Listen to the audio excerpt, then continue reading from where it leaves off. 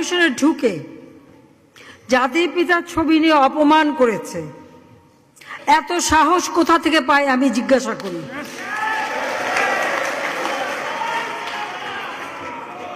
আমি জানি না আমাদের হাই কমিশনার এখন কারা বসেছিল এবং তারা সেখানে কিছুই করতে পারলো না কেন, সেটাও বড় প্রশ্ন।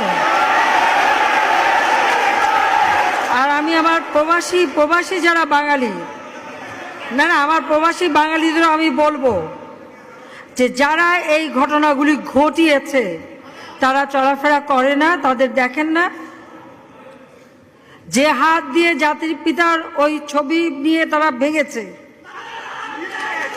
তাদের যা উপযুক্ত করা উচিত সেটা করতে হবে।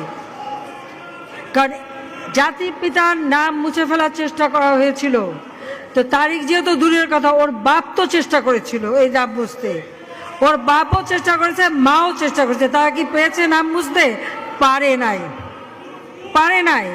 ইতিহাস কখনো কেউ চাপা দিতে পারে না। আর জাতির পিতা তার 7 মার্চে ভাষণে বলে গেছে যে বাঙালিকে কেউ দাবায় রাখতে পারবে না, পারে নাই দাবায় রাখতে। তা আজকে এত বড় দুঃসাহস হয়ে যায়।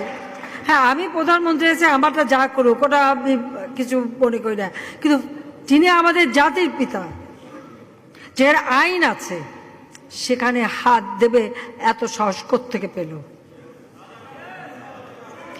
তারেক যে ভুলে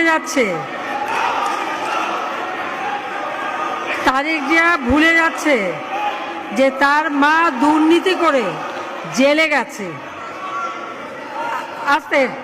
আজকে তার